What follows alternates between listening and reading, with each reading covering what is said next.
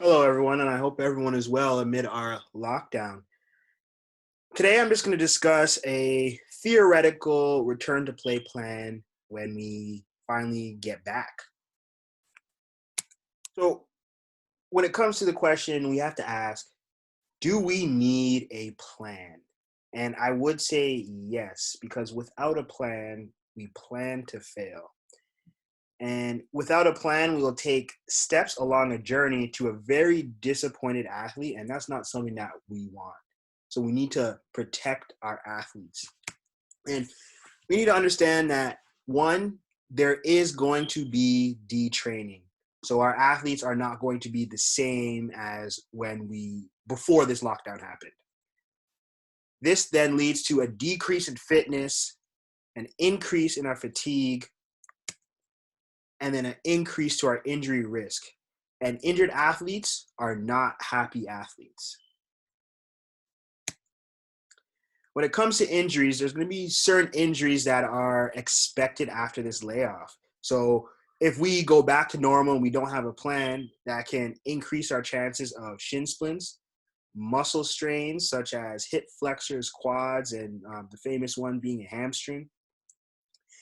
And then that can lead to tendinopathies, and that's something we definitely do not want. So ruptures, tears, um, and strains are things that we definitely do not want for our athletes. And if we load our athletes appropriately, these things can be mitigated. So is there really any evidence of this happening? So in 2011, there was a lockout. And for those of you who don't know, a lockout is simply just where the Players Association as well as the owners cannot reach an agreement on their collective bargaining agreement. So during this time, there was no team activities, but players were training normally, but nothing was done together. So our situation, conversely, is our athletes aren't together. Our athletes aren't able to train like normal because everything else is closed down, whereas then that was not the case. So to give you some historical context, from 1997 to 2002, there were 31 Achilles tendon ruptures. So that's about works out to about 5 per year. 35% of those happened in the preseason. 65% of those happened in the regular season. Now, after the 2011 lockout, which lasted from about mid-March to August, there were 12 Achilles tendon ruptures in the first 2 weeks of training camp. So essentially, they had the same amount that they had like the last 2.5 years, which is really, really apparent that there needs to be a gradual buildup before we can get our athletes going full tilt. So here's some evidence that's really recent. Here's a team, a soccer league in Germany, and essentially they had 8 injured athletes with muscle injuries in 6 games. So you guys have some understanding of, is this a lot? Is this a little? Injury per game would get a lot of coaches fired. So just to show you, this is a lot, and this is not good. And here is some interesting tweet that I came across. And basically, this German soccer league, a very wealthy one, they had 1 month to prepare. These were full-time athletes with no other commitments, and they had a huge sports science resource. And they still had 8 muscle injuries in 6 games. And he alluded to that in the NCAA, all of these factors are worse, and for 99% of the schools. So a lot of schools don't have, they're not full-time athletes, they're student athletes. Sports science is probably not something that's really big. And this goes to show that if it can happen there, it definitely can happen here. And in our case, we're dealing with youth athletes. So they're young. They're learning and understanding their bodies. And in some cases, don't even know their left foot from their right foot. And then we have to ask, what were they doing at home? Um, how active were they? Were they playing video games, talking on Zoom, doing online school all the time? Who actually knows? We don't. And inattentive. Even if you did give them programs for running, sprinting, and at-home bodyweight workouts, how many actually did them? And did they do it to the same degree that you would like to see it done? And that's something we definitely don't know. And for the most part, probably didn't do it the same way you would like. So here's another interesting tweet from one of our colleagues, Taylor, and he works with soccer out in Alberta.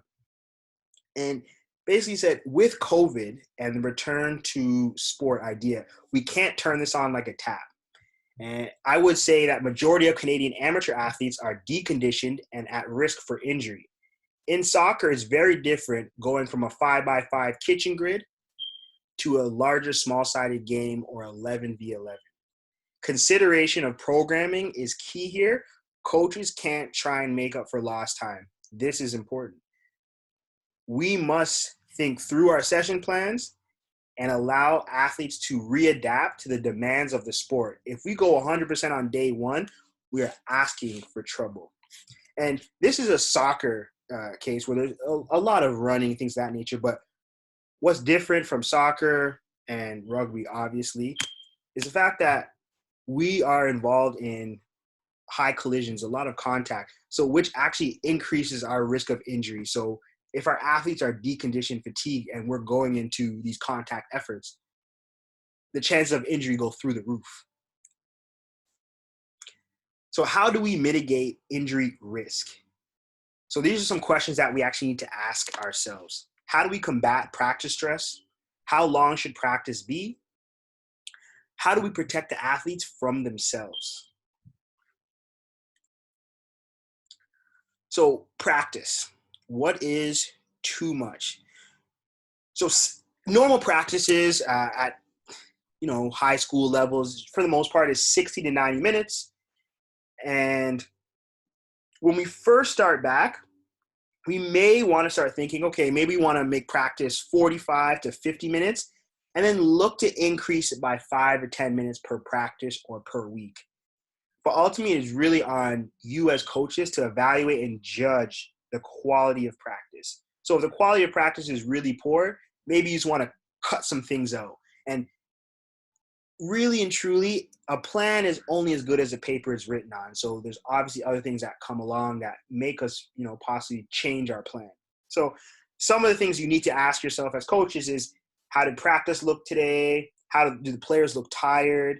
Are players happy? And does the warm-up look normal? Because a warm-up can really, really tell you a lot. And then here below is I have a sample 60-minute practice plan. So you'll have your warm-up with your normal dynamic stretching, things of that nature. And then this is our practice example, and we use a 5-minute compete segment. So basically what this is, it helps set the mood for practice. So we'll play rock, paper, scissors, chase games, mirror games, whatever it is. It just kind of sets the mood of practice. Then we move to the actual practice, and then we have the cool down. And then in the cool down, you'll have specialists, you'll have individual things that you just want to work on. And this is something that we'll talk about a little bit at more length later. But this is a part where you actually can do your recovery modalities such as stretching and things of that nature. So how do we combat practice stress? Basically, things you need to think about is, here's a pitch. And we're not going to want to utilize the entire pitch when we first get back. So one way to actually do it is to actually segment it and put it in small grids. So here's an example is a 15 by 22 meter grid. And what this really and truly means is that our athletes aren't going to be able to get to top speeds when they're in these grids. So if you're doing 5v5, 5v4, you're doing certain individual drills that you want to work on, whatever it may be, but just shrinking the field in which they are working on so they do not get to top speeds. And the reason why we don't want them to get to top speeds is because it will increase the stresses that are put on the body. So by decreasing the speeds, we are decreasing the amount of stress that the athletes are going through, and then we can build them up that way. So as we go through this grid, we then may move to a bigger grid, and then this here is a grid that one of our coaches utilizes, and basically it utilized this lengthways, and this is when we want to get high speed meters in. So we'll do 2v2, 2v1, and things of that nature.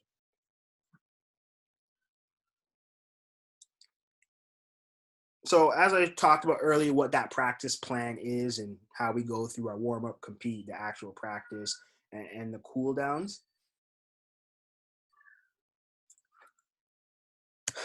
This part of the practice, for the most part, will always stay the same. So this will be a 20-minute segment, and you change the compete drills, but your warm up is gonna stay the same for the most part.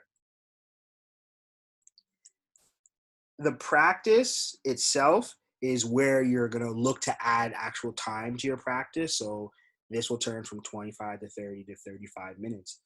But this is the area or part of your entire practice where athletes are the most vulnerable. And this is where we're actually going to see an increase in injury risk, just because athletes are, in contact, playing with each other, evading, and things of that nature. And then lastly, you move down to the cool down. And in the cool down, you do your specialists, your individual drills, and your stretching. This would be a good idea. At this point, it'd be a good idea to actually include stretching into your cool downs and not make the athletes do it themselves. So yeah, hey, go do your stretching on your own. They may not do it. So if you actually set time aside and be like, hey, we're doing this, and you're explaining the reasons why, we want you guys to be fresh. We want you guys to be healthy. We need you guys to be limber. You may get sore. You may get stiff after this practice. And then one of the things we need to do is really protect the athletes from themselves. So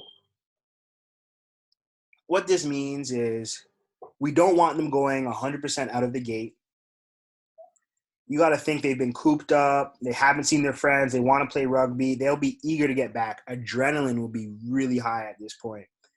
And it comes down to you have to manage the practice load. Coaches need to do this by dictating the pace of practice. And I'll show you some examples in the next slide of how you can manage and dictate practice. And now we move to the recovery modalities. We spoke about that earlier. And in terms of having stretching post-practice, this is maybe something that you need to incorporate. And again, not leaving it to themselves just to do it. And again, stressing the importance of why we're doing this. And we want our athletes to be fresh and be recovered. And then lastly, you have those practice warriors. So you have those athletes that are going to want to go 100% right out of the gate from day one. And you have to protect them from themselves in these cases. And that goes back to dictating the pace of practice and managing their load. So when it talks about work to rest ratios and intervals, in the game, in rugby 15s, for forwards, it's approximately 1 to 5. So for every 10 seconds of work they do, there's 50 seconds of rest. The backs, there's a 1 to 9. So if they do 10 seconds of work, 90 seconds of rest.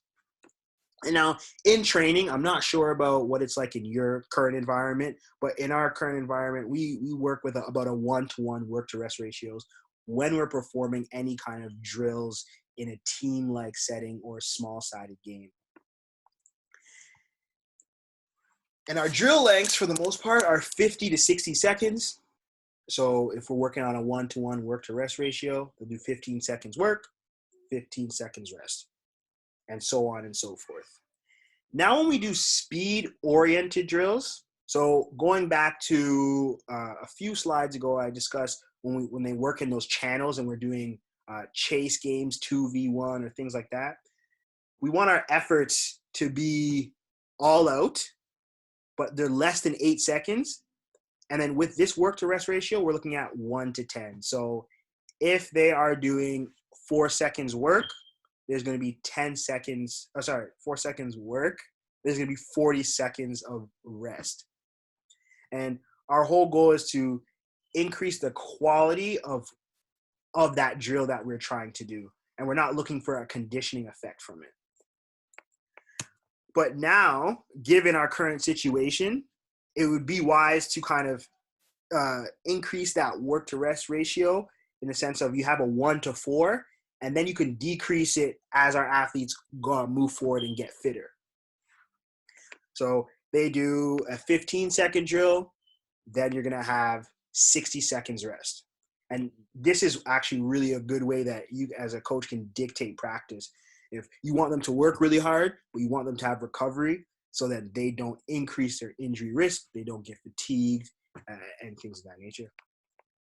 So it all comes down to, without a plan, you plan to fail. And if we understand that there is going to be detraining, a decrease in fitness, increase in fatigue, and subsequently leads to an increase in injury risk, we're aware of that, we're ahead of the game.